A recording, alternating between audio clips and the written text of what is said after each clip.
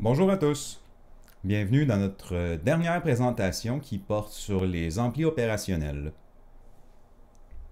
Dans cette présentation, nous allons voir quelques autres circuits que nous pouvons rencontrer qui utilisent des amplis up.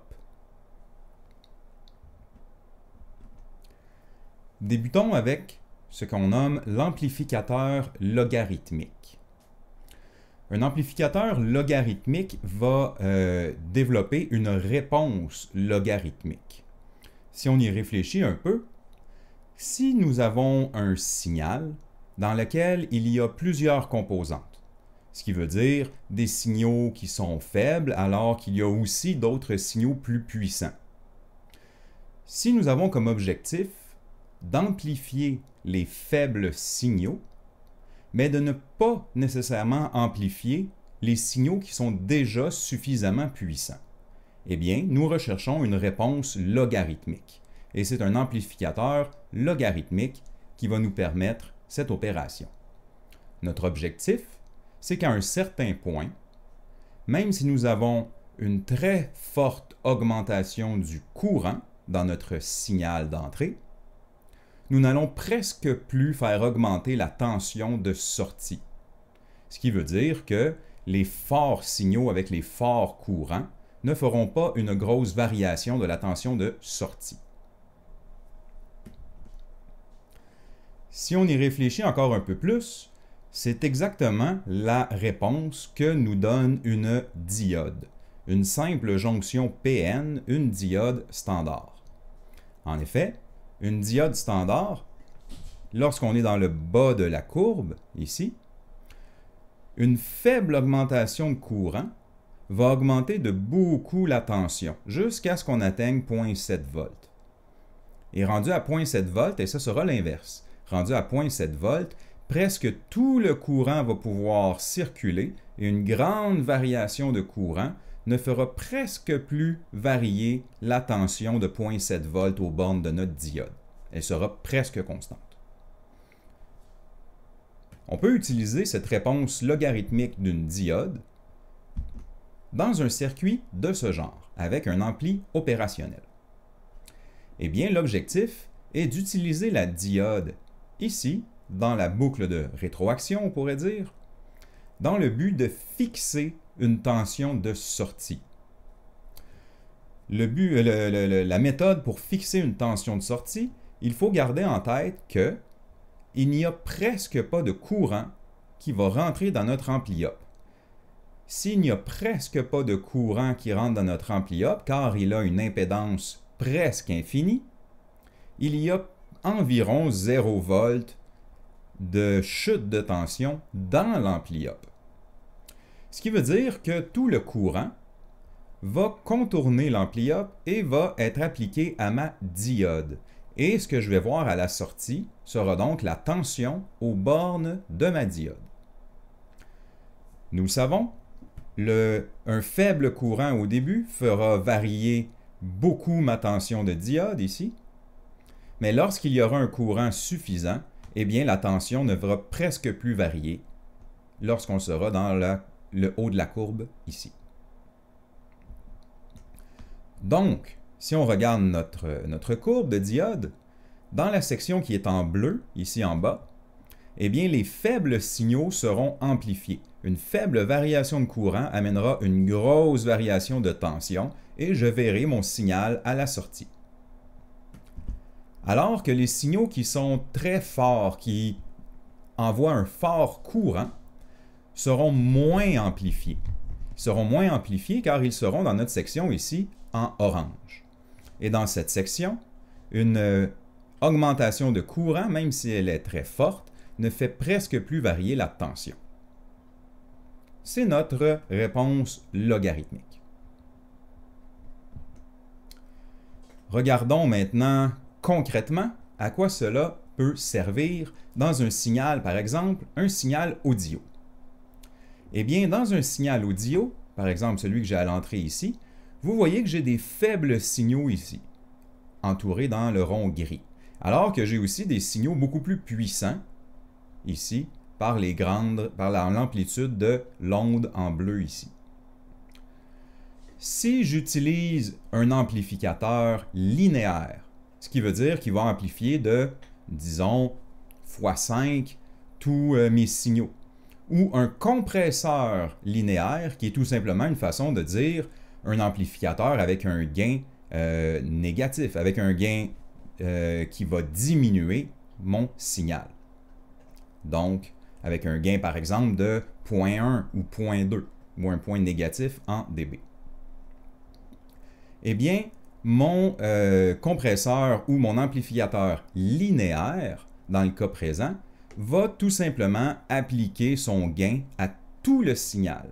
Si j'ai un compresseur qui a un gain par exemple de 0.1, je vais diminuer de 10 fois tous mes signaux. Évidemment, je vais atténuer les signaux trop forts, mais je vais aussi atténuer les signaux très faibles. Ce qui veut dire que ces signaux, je ne les entendrai presque plus. Alors que dans un amplificateur ou un compresseur logarithmique, eh bien mon gain, mon atténuation, dans le cas présent, sera appliquée à ma forme d'onde avec beaucoup d'amplitude, mais n'affectera presque pas ma tension, ma forme d'onde qui est de faible amplitude. Ce qui veut dire que je vais conserver, en fin de compte, cette forme d'onde qui est de faible amplitude, tout en atténuant ce qui est trop fort comme signaux. C'est notre principe de réponse logarithmique dans un amplificateur ou un compresseur.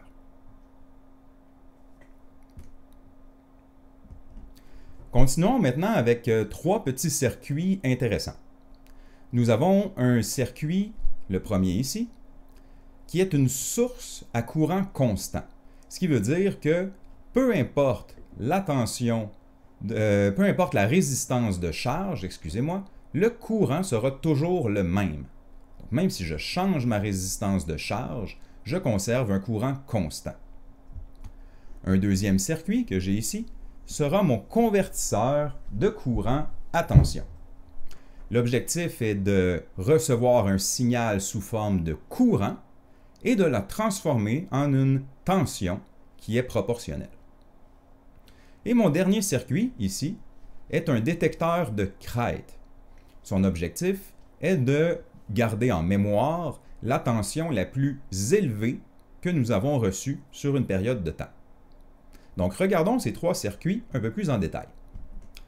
Commençons par notre source à courant constant.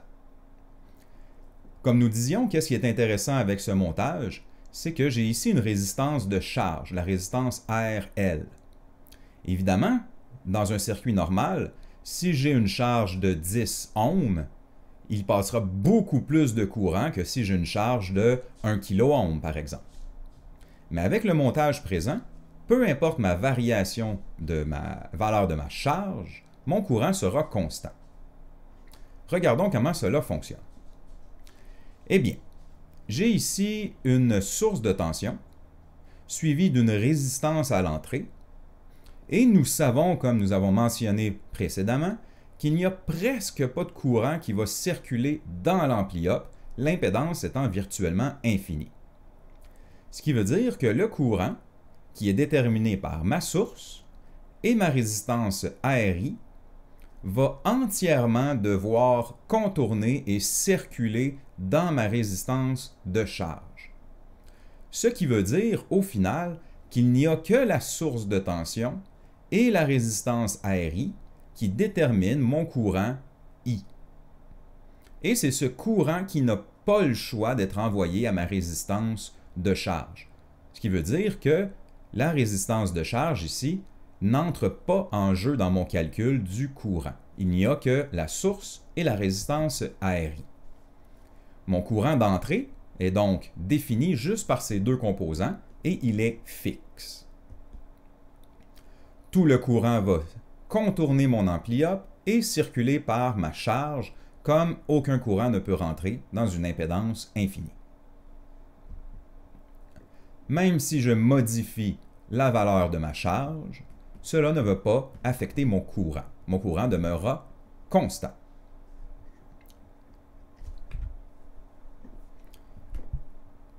Continuons avec notre deuxième circuit, qui est un convertisseur de courant à tension. L'objectif de ce circuit est de convertir un courant à notre entrée à une tension de sortie, Vout, qui sera proportionnelle au courant. Ça semble simple sur le coup, et ça semble avoir peut-être pas beaucoup d'applications, mais je vais vous en nommer une très présente en industrie. Nous avons beaucoup de capteurs. Et un capteur, qui peut être un capteur de pression, de position, de température, peut donner différents types de signaux. Nous pouvons avoir une tension de sortie à un capteur qui, par exemple, pourrait passer de 0 à 10 volts selon mettons, par exemple, la pression d'huile dans un conduit. Mais il y a beaucoup de capteurs qui vont donner un courant de sortie. Ce sont des capteurs qu'on appelle habituellement des 4 à 20 milli, parce que la tension de sortie est normalisée, énormément de capteurs utilisent ce signal, entre 4 et 20 milliampères.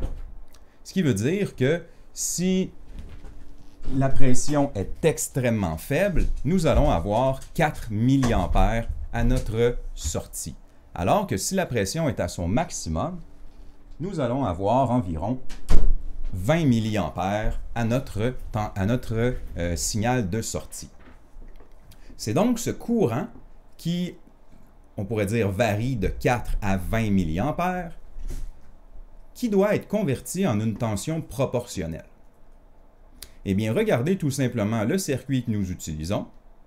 Le courant d'entrée ne peut pas circuler dans l'ampli-up, l'impédance étant virtuellement infinie. Le courant d'entrée va donc circuler dans ma résistance ARF. Et ma tension de sortie sera tout simplement égale au courant I multiplié par la résistance ARF. Comme tout le courant circule dans ma résistance, c'est elle qui va me donner une tension proportionnelle à mon courant. Tension de sortie qui équivaut tout simplement au courant fois la résistance ARF. Regardons notre troisième petit circuit, qui se nomme le détecteur de crête. L'objectif de ce circuit est de garder en mémoire la tension Vin maximum que j'ai reçue sur une période de temps. Nous avons ici la tension de la borne moins, qui n'est pas fixée à une référence ou à quelque chose comme ça. Elle est en fin de compte environ, comme elle n'est pas fixe, elle est un peu flottante, on pourrait dire, et elle est environ la même tension que la tension plus, à la borne plus. Quand nous appliquons une tension à cette borne plus, justement, le condensateur se chargera jusqu'à avoir environ la tension Vin. Le condensateur va donc se charger, le courant va pouvoir circuler au travers la diode, venir charger mon condensateur jusqu'à ce qu'il atteigne environ la tension Vin. La raison pourquoi nos bornes plus et nos bornes moins, lorsqu'elles sont, on pourrait dire, flottantes, sont environ égales, c'est tout simplement que la tension de décalage entre les deux bornes est très négligeable. Elle est supposée être minime. Les deux bornes sont, par défaut, supposées être environ équivalentes. Et c'est sur ce principe que nous jouons pour mon détecteur de crête. Mon condensateur va donc se charger jusqu'à la valeur maximale de Vin, et ensuite, même si la tension Vin diminue, eh bien mon condensateur va conserver la tension maximale accumulée parce qu'il ne peut pas se redécharger par la diode. Ma sortie va donc toujours représenter ma tension Vin max que j'ai reçue sur un laps de temps.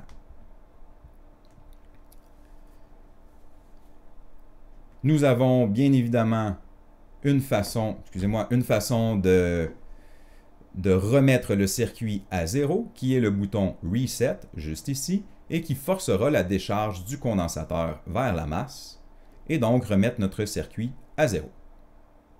Ce circuit va donc, tel qu'on a mentionné, conserver en mémoire la valeur maximale que nous avons reçue à Vin, tant que nous n'appuyons pas sur le bouton Reset.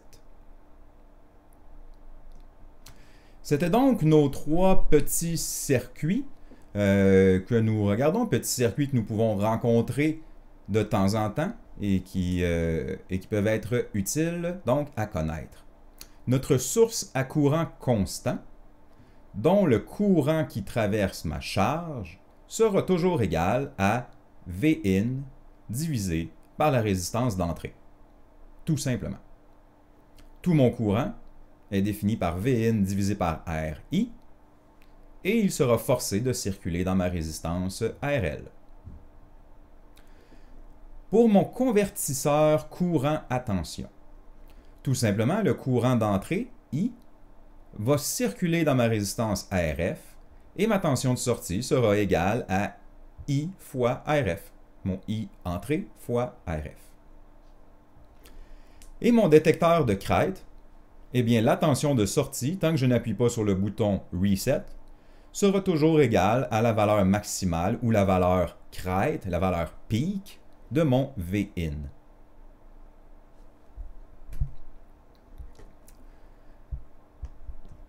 Terminons maintenant avec un circuit ou un type de circuit très intéressant que vous allez continuer à étudier dans les prochains cours, dans vos cours probablement de 5e session en servitude. Donc, c'est ce qu'on appelle une boucle de rétroaction. Une boucle de rétroaction est une application de nos amplis-A dans un circuit plus volumineux qui sera utilisé pour former un circuit de contrôle en boucle fermée. Très important de garder en tête le contrôle en boucle fermée. Qu'est-ce que c'est que cette boucle fermée, qui d'ailleurs est au féminin, devrait prendre un E ici? C'est tout simplement un circuit qui va nécessiter une commande de la part de l'opérateur. Par exemple, dans le cas de l'aviation, si je demande la position d'un aileron.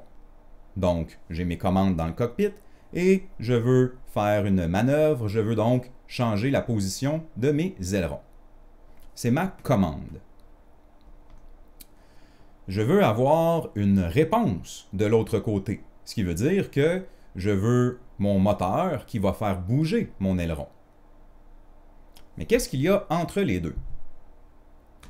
Eh bien, entre les deux, il doit y avoir une rétroaction. Une rétroaction, c'est un signal qui va ramener vers l'entrée la position actuelle du moteur. Est-ce que le moteur est très loin de la position demandée ou est-ce qu'il est déjà dans la position demandée? Donc, nous devons comparer la commande du pilote avec la position actuelle du moteur ou donc de l'aileron. Et entre les deux, nous avons donc un circuit de comparateur que nous avons ici qui va faire la comparaison entre la commande et la position actuelle. C'est cette différence entre les deux, le résultat de cette comparaison qui sera envoyé à mon contrôleur de moteur, lequel va corriger la position. Nous avons donc, on pourrait voir ici, un circuit en boucle fermée, étant donné que la boucle ici qui revient est fermée. La position du moteur revient, se fait comparer à la position désirée par le pilote, et l'erreur résultante sera envoyée par mon contrôleur vers le moteur afin de corriger la position. C'est notre principe de base d'une boucle de rétroaction.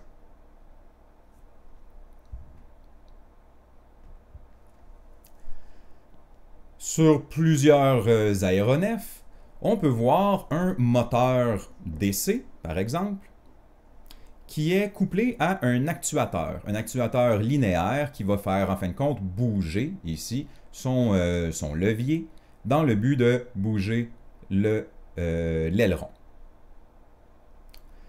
Nous devons aussi donc avoir un capteur sur l'aileron ou sur le moteur dans le but d'indiquer la position actuelle de notre aileron.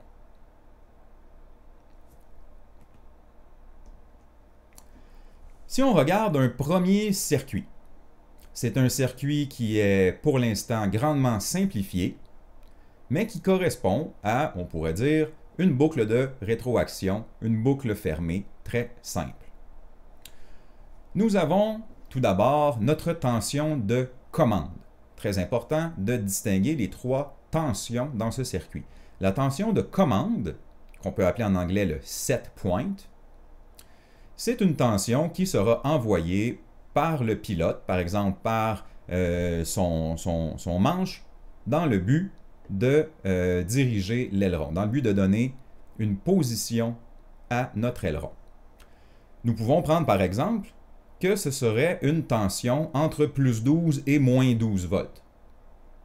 Si, on donne un exemple comme ça, si le pilote bouge son manche vers la gauche, la tension pourrait aller vers moins 12, et s'il le bouge vers la droite, la tension pourrait augmenter jusqu'à plus 12. Donc un tout petit mouvement à droite donnerait peut-être plus 1 ou plus 2 volts, alors qu'un gros mouvement à droite enverrait une commande jusqu'à plus 12 volts. Donc nous avons notre commande ici qui rentre par la première borne et qui sera appliquée à la borne plus de mon ampli A.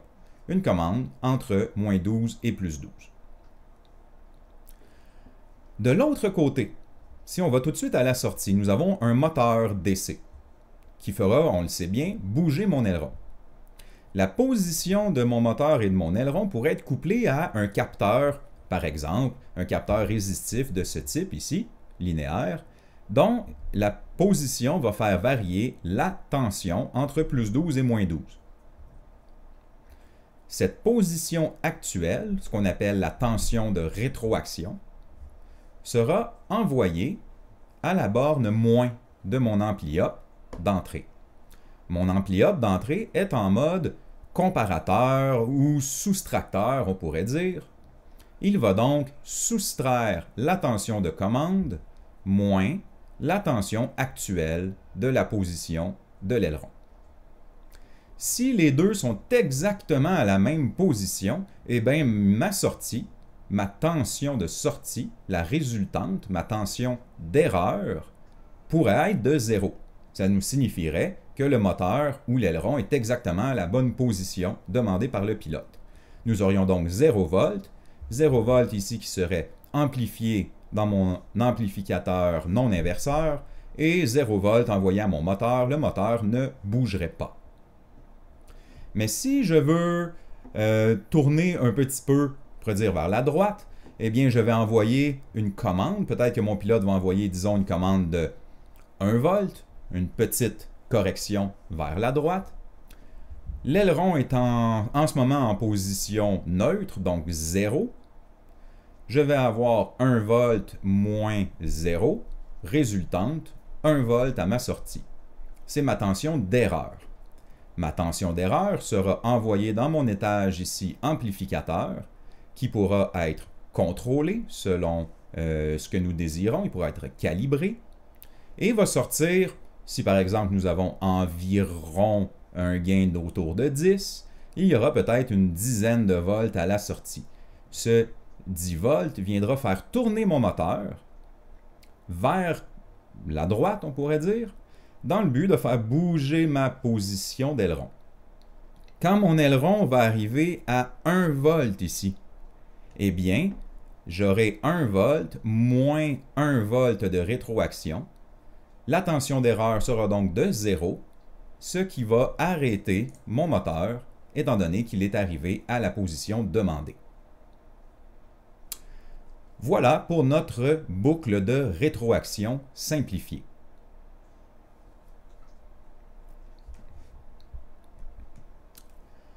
Par contre, nous avons quelques problèmes. Évidemment, vous vous en doutez, nous avons quelques limitations avec un circuit simplifié comme celui que nous avons étudié.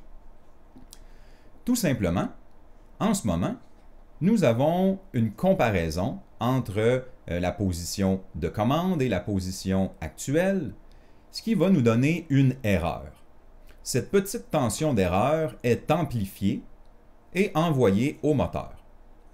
Ça va donc corriger ma position, mais s'il demeure une toute petite erreur, par exemple 0,01 volts de tension d'erreur, eh bien, elle ne sera probablement pas suffisante pour faire bouger mon moteur et amener ma correction. Ce qui fait qu'avec le temps, ma position d'aileron, vous voyez ici dans notre graphique, la ligne rouge au 1 représente la position que je demande. Dans notre exemple précédent, si mon pilote demande 1 volt vers la droite, par exemple, eh bien, la position de mon aileron, qui est en bleu, va augmenter, va probablement dépasser un petit peu, va essayer de se recorriger, ici, mais quand il va rester une petite erreur, peut-être qu'elle ne sera pas capable de corriger cette erreur. Elle n'en sera pas capable parce que ce ne sera pas une tension suffisante pour faire tourner le moteur. Cette première réponse est ce qu'on appelle l'action proportionnelle. Proportionnelle parce qu'une erreur est amplifiée de façon linéaire et est envoyée au moteur. Une erreur est donc, on pourrait dire, cette tension donc proportionnelle à l'erreur, tout simplement. C'est mon action proportionnelle, ça fonctionne bien, mais ça a des limitations.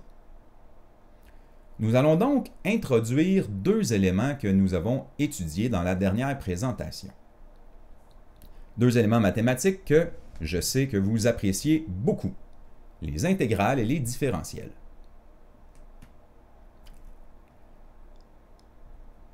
Allons maintenant avec notre action intégrale. Qu'est-ce qu'une action intégrale? Intégrale, R sous la courbe. C'est ce que je me rappelle. Ce qui veut dire que plus le temps avance, s'il y a une erreur, eh bien, plus l'erreur va s'accumuler, plus l'air sous la courbe va s'accumuler. Et ce sera donc mon action intégrale qui va prendre en compte cette erreur qui dure dans le temps.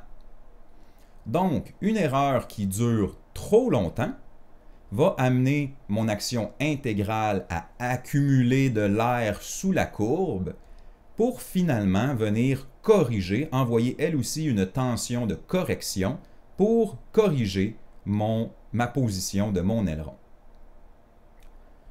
Ça semble bien, étant donné que je peux maintenant corriger des petites erreurs qui sont trop faibles pour être corrigées par mon action proportionnelle. Mais j'ai encore un problème. Le problème, c'est que lorsque j'accumule de l'air sous la courbe, eh bien, mon action intégrale va vouloir compenser dans l'autre sens, on pourrait dire, envoyer une correction à sens inverse. Le problème, c'est qu'elle peut induire des dépassements qu'on appelle des overshoots. Des overshoots, comme vous voyez ici, eh bien, c'est que ma tension va dépasser mon point de commande.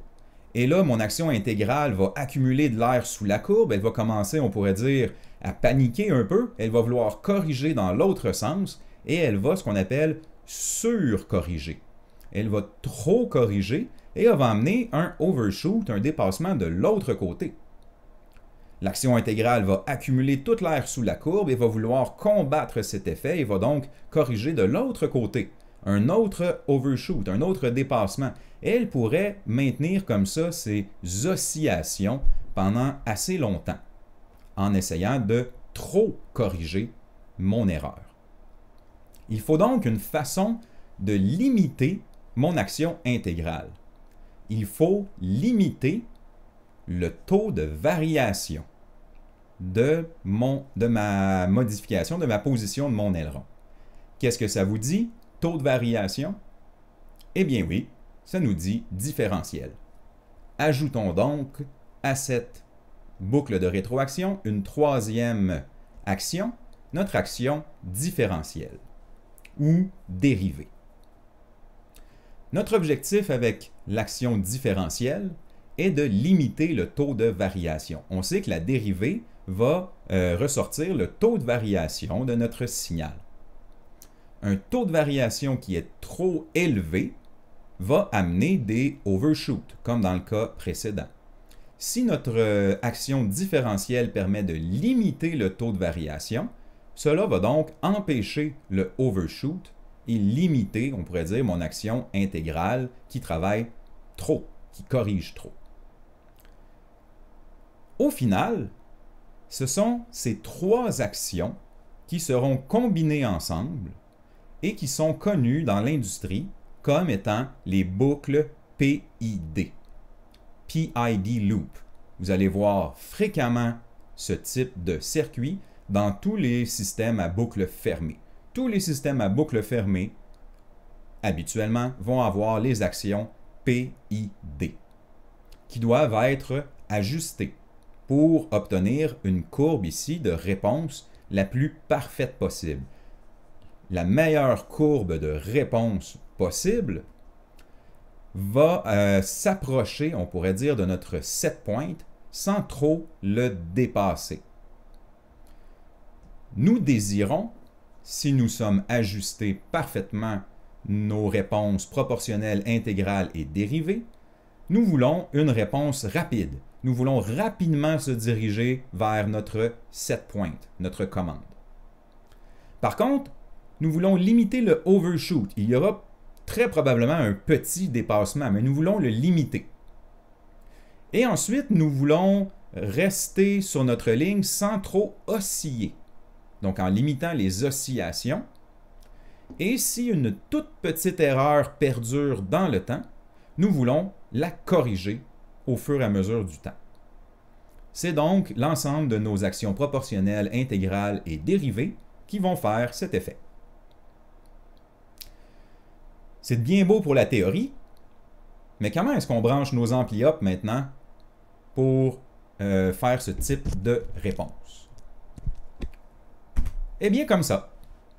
Voici un exemple de circuit complet d'une boucle de rétroaction qui comprend une action proportionnelle, intégrale et dérivée. Vous devriez déjà, évidemment nous allons l'étudier ensemble, mais vous devriez déjà être capable, en faisant pause et en prenant quelques minutes, de reconnaître les éléments de notre circuit. Vous devriez voir notre comparateur de tension de commande par rapport à la tension de rétroaction. Vous devriez voir notre ampli linéaire, qui est un ampli proportionnel.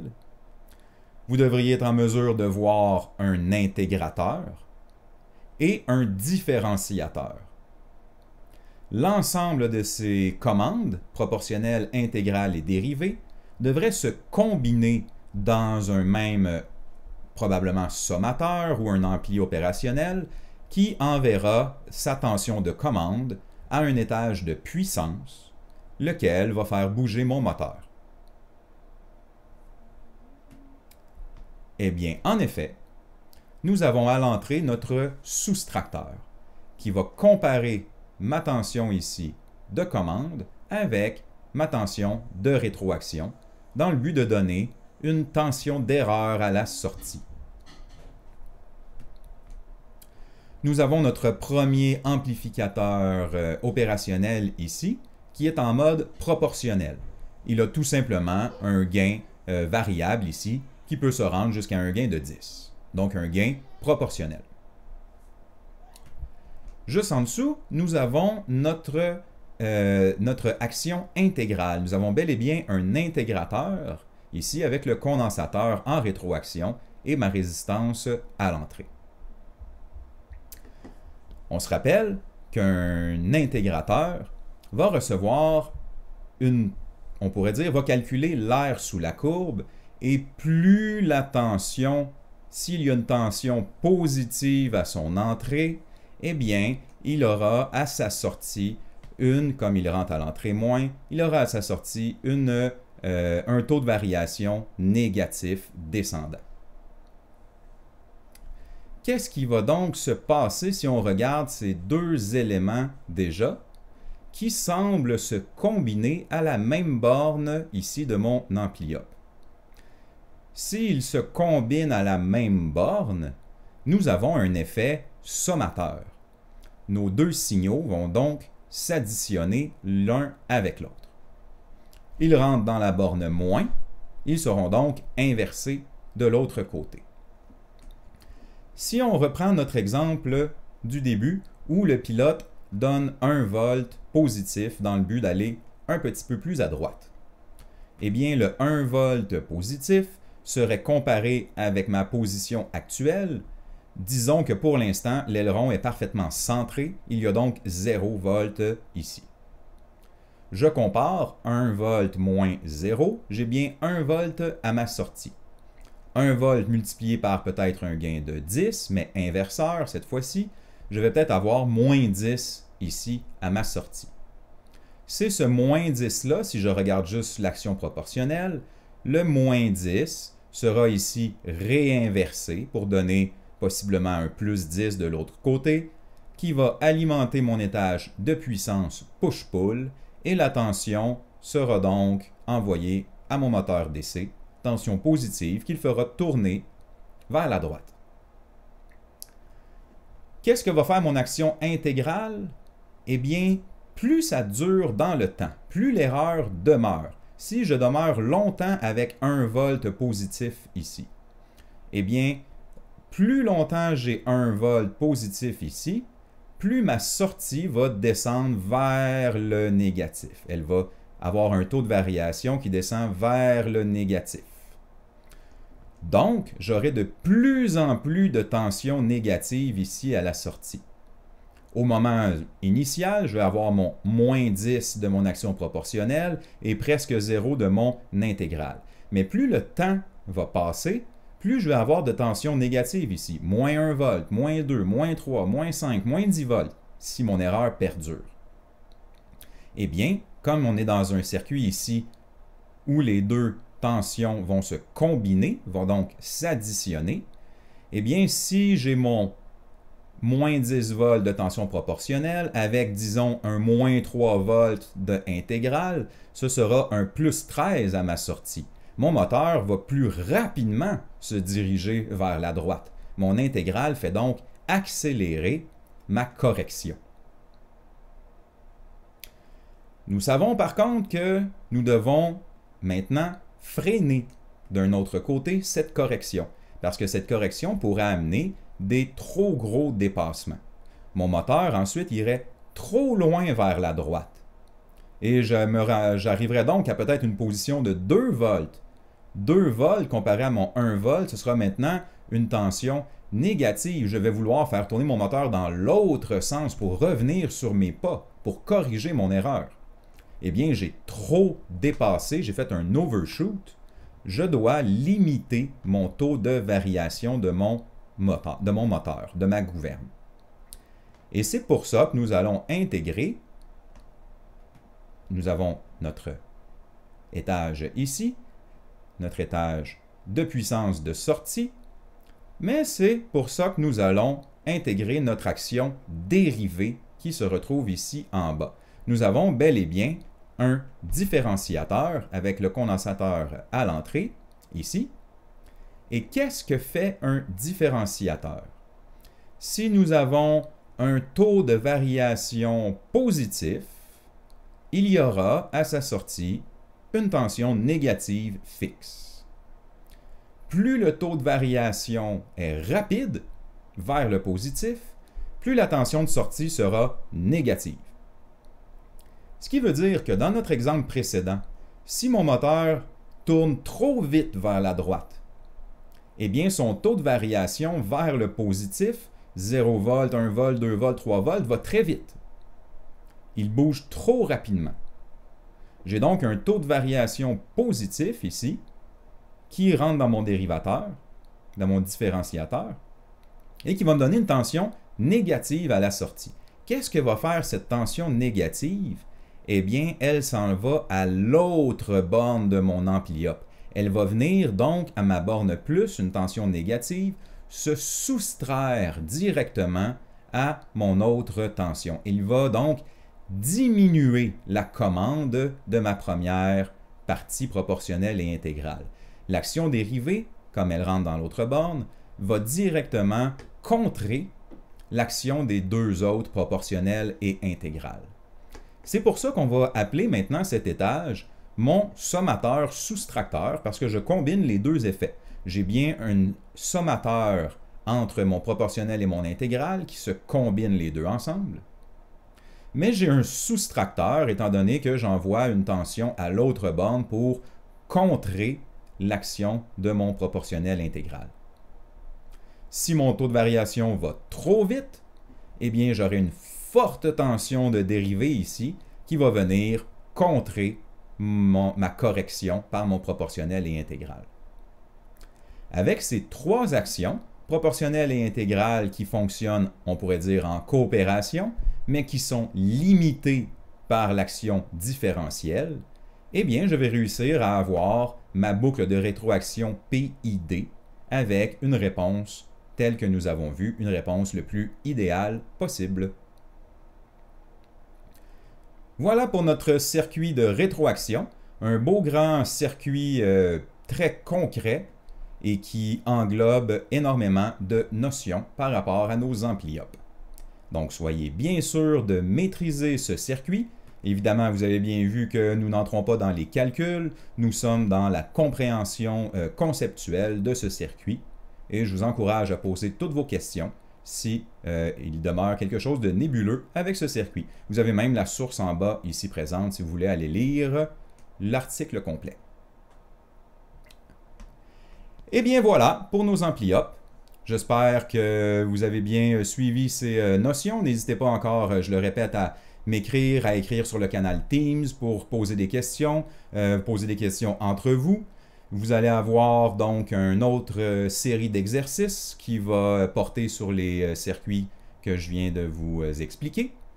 Et ça fait le tour de notre matière pour le second examen.